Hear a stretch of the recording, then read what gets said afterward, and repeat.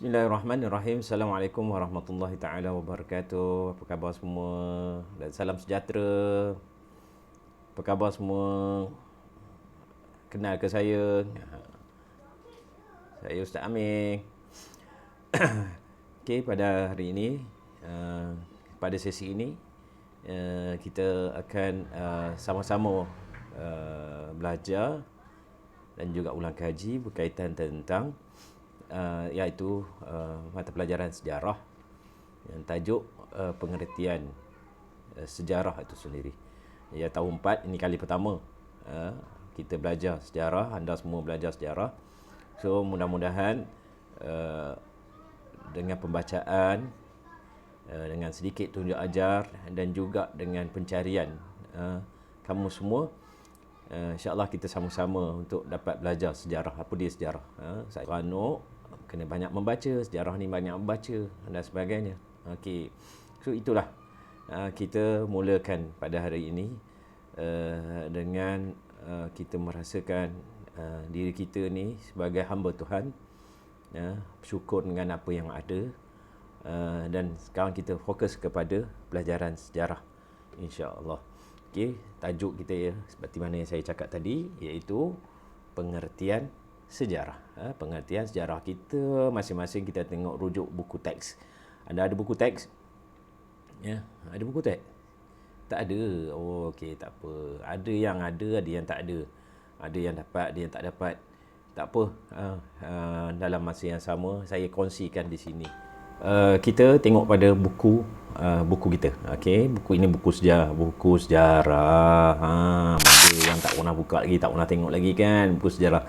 So ini buku sejarah yang dibekalkan. So, ada yang tak dapat tu jangan risau. Sekolah sedang usahakan, yang bukanya sekolah sedang usahakan. Dan mana yang dapat boleh rujuk. Kalau tak ada, okey, kita boleh buka akaun melalui website banyaklah buku sejarah. Okey, kita sambung. Pada minggu lepas saya ada kongsikan tentang sedikit pengenalan tentang sejarah itu sendiri. So hari ini kita tengok, kita ulang balik, kita lihat beberapa perkara yang diingatkan tentang. Pertamanya ialah pengertian sejarah itu sendiri.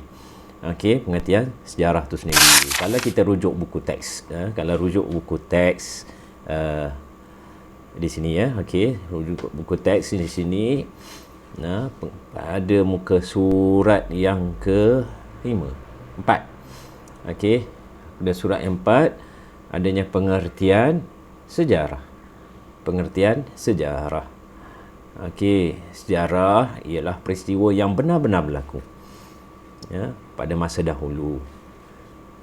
Pengertian sejarah itu juga perlu diketahui supaya kita mudah untuk memahami peristiwa sejarah. Maka tokoh-tokoh yang minat dengan sejarah ataupun yang mengkaji tentang sejarah dipanggil sejarawan, ya. Sejarawan telah menghimpunkan atau memberikan pandangan masing-masing tentang pengertian sejarah itu sendiri, ya, pengertian sejarah itu sendiri, ya. Di sini adanya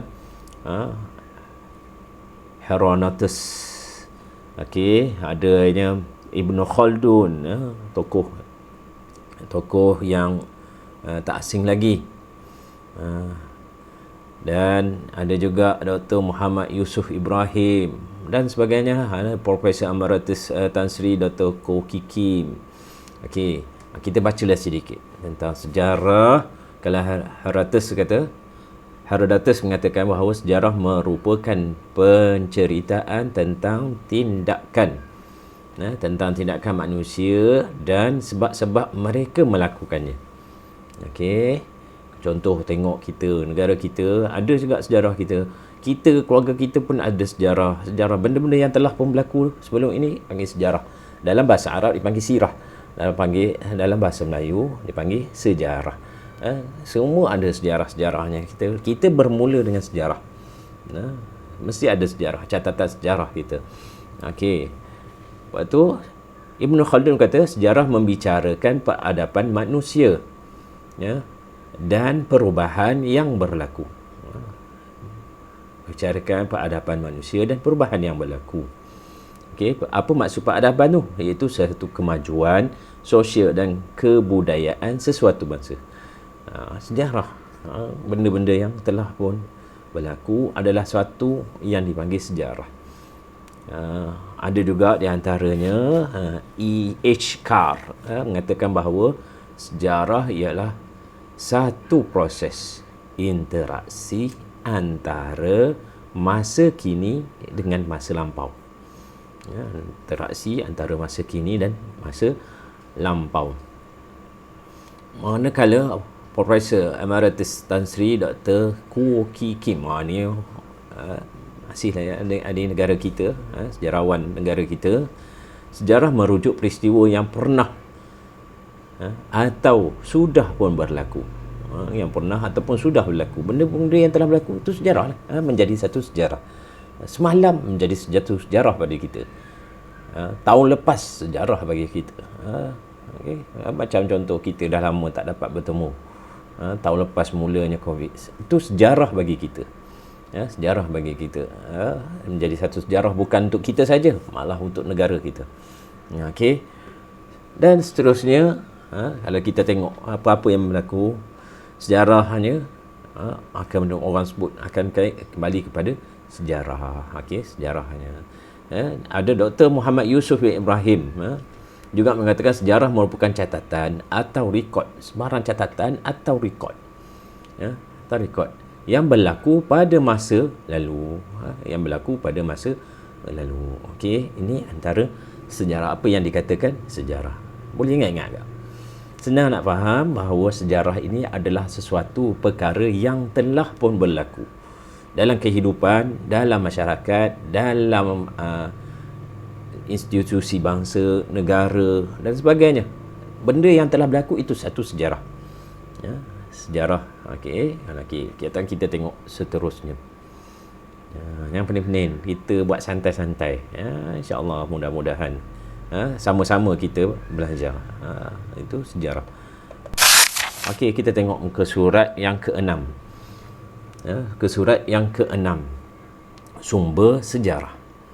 Okey, sumber sejarah merupakan maklumat yang tepat tentang sesuatu peristiwa yang telah berlaku. Sumber sejarah terbahagi kepada dua, iaitu sumber primer dan juga sumber sekunder. Sumber sejarah itu ada dua, pertamanya primer dan yang keduanya ialah sekunder. Apa dia sumber ni? Maksudnya sumber sesuatu yang menjadi rujukan, kepada sejarah itu sendiri. Maka dia melakukan sejarah, maka itu adalah dijadikan sumber. Okey, kalau kita lihat dua sumber ini, iaitu sumber primer. Sumber primer juga dikenali sebagai sumber pertama. Sumber yang asal, sumber yang usah. Sumber primer berada dalam bentuk asal dan belum diolah. Dalam bentuk asal ataupun dalam bentuk belum diolah, itu dipanggil sumber primer. Sumber primer. Contoh fosil. Apa dia fosil? Ni ada gambar dalam buku teks itu, muka surat 6 ada fosil. Fosil ialah tinggalan tumbuhan atau haiwan yang terawet. Itu fosil. Ada satu ukiran atau bukan ukiran, tinggalan haiwan yang mati jadi bangkai, tetapi ditanam ataupun dijumpai dalam tanah dan sebagainya. Dia dah keras dan sebagainya, tulang-tulang dan sebagainya. Itu ada juga yang dipanggil fosil. Okey, ada juga yang dipanggil dalam sumber primer ini ialah manuskrip. Manuskrip yang penting. Contoh hikayat Hang Tuah. Hikayat cerita, pernah dengar cerita hikayat Hang Tuah?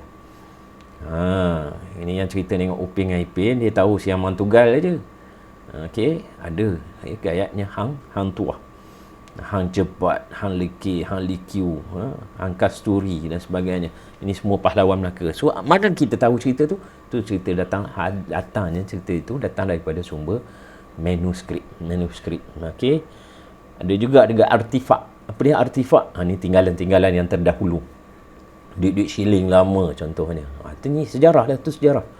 Maksudnya kalau kita jumpa sesuatu itu, mungkin tempat itu adalah tempat yang pernah didiami oleh uh, sesuatu kaum masa itu, sesuatu bangsa pada situ, satu tamadun di situ.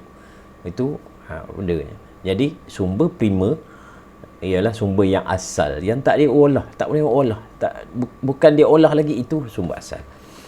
Okey, pertama. Okey, kita tengok yang sumber yang kedua. Sumber yang kedua ialah sumber sekunder. Sumber sekunder. Okey, sumber sekunder ialah penulisan yang dihasilkan daripada sumber asal.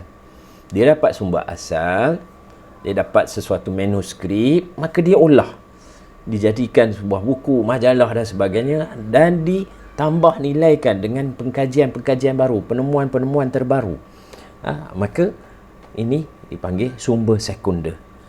Contohnya cerita-cerita lain, majalah, buku, menerusi buku, majalah, jurnal. Apa dia jurnal ni? Himpunan-himpunan, koleksi-koleksi, apa tu, kertas kerja ataupun apa sahaja yang pernah dibincangkan, itu dihimpunkan dalam jurnal. Akhbar, surat-surat khabar. Sekarang mana ada surat khabar? Kamu pernah baca surat khabar? Alayah surat khabar. Surat khabar menjadi suatu sejarah, bahan sejarah lah sekarang ni. Sekarang dah tak jumpa dah, ada surat khabar, tapi jaranglah kita beli. Kita dah tak beli dah, kita main digital saja. Jadi akhbar itu sejarah. Jadi sumber-sumber dua akhbar yang terdahulu, yang bertahun-tahun dulu, maka itu adalah sumber-sumber rujukan. Dan juga risalah. Okey, itu adalah perkara yang kita belajar pada hari ini. Ya, memastikan bahawa sejarah, apa dia pengertian sejarah, berkaitan kita sejarah dalam kehidupan kita, dan juga sumber sejarah itu sendiri. Dan sejarah ini tak lari dan tak ialah melalui bacaan. Orang yang suka pada sejarah, dia belajar, dia akan mengetahui tentang perihal dirinya, perihal keluarganya, mengapa, macam mana Malaysia itu ditubuhkan, apa nama asal Malaysia, apa nama asal nama tempat kita. Contoh Batu Berangkai, apa dia? Kampar, apa dia nama asal dia, mengapa nama asal itu. Ini sejarah. Kalau nak tahu, kena cari. Itu yang dipanggil cari sumber-sumber sejarah yang sahnya. Mengapa nama Ipoh, mengapa nama Perak, okey, siapa Sultan Perak, berapa banyak sultan. Ini semua sejarah. Ini adalah semua benda yang terdahulu. Mengapa kita nak tahu? Kita kena tahulah bahawa sesuatu benda yang kalau kita tahu yang daripada awal, maka kita sedar bahawa kita dah lahir ini bukanlah terus dalam keadaan yang senang. Kita bukanlah lahir dalam keadaan yang dah terus dalam kegembiraan. Ingat sejarah berlakunya Malaysia, yang asalnya dulu Malaysia ni bebas, lepas tu pernah dijajah, lepas tu merdeka kembali. Ini semua sejarah-sejarah yang kita kena ketahui. Orang yang belajar sejarah ni orang yang lebih matang, orang yang dapat melakukan dalam kehidupannya yang terbaik. Kamu pun juga tidak menjadi satu kemustahilan ataupun tak mustahil, kamu juga boleh menjadi seorang sejarawan. Ya, orang yang minat sejarah, orang yang banyak membaca, dia akan mampu untuk mengolah kehidupan dia. Okey, kita tengok seterusnya bagi ulang kaji semula sedikit sedikit tentang apakah yang telah kita bincangkan ataupun kita bicarakan minggu lepas dan minggu ni. Apa dia? Tentang sejarah. Sejarah ialah peristiwa yang benar-benar berlaku pada masa dahulu. Benar-benar berlaku pada masa dahulu. Ianya perlu diketahui supaya kita mudah memahami peristiwa sejarah. Manakala tokoh-tokoh sejarah digelar sebagai sejarawan. Orang-orang yang suka pada sejarah, yang mengkaji dengan pelbagai sejarah-sejarah, maka dia panggil sejarawan. Okey. Apa dia sumber sejarah? Sumber sejarah, okey, kita tengok tadi belanja sumber sejarah ada terbahagi pada dua, sumber prima dan sumber sekunder. Sumber prima dan sumber sekunder. Okey, apa dia prima? Okey. Sekejap ya. Okey. Sumber prima ialah sumber yang pertama berada dalam bentuk asal dan belum diolah. Contoh fosil, manuskrip, dokumen rasmi dan artifak. Okey. Manakala sumber sekunder ialah penulisan dan dihasilkan adalah sumber asal. Contohnya lah buku, majalah dan risalah. Okey, so itu sahaja untuk kita pelajari hari ini. Mudah-mudahan ada yang kita dapat satu perkara yang ingat. Ini adalah pembelajaran yang baik untuk diri kita. Okey, nanti kita akan jumpa lagi. Jangan lupa kunjungi YouTube saya ni, channel saya ni, Muallim Amir. Boleh subscribe di bawah. Subscribe di bawah nanti. Dan insya-Allah kita akan hasilkan berapa lagi bahan. Insya-Allah jumpa lagi. Nanti saya akan masukkan dalam latihan dan sila jawab latihan dalam melalui link di description yang di bawah ni nanti. Okey, jumpa lagi. Assalamualaikum dan salam sejahtera. Jangan putus asa, terus pakai belajar. Belajar hingga ke akhirnya. Assalamualaikum dan jumpa lagi. Bye-bye.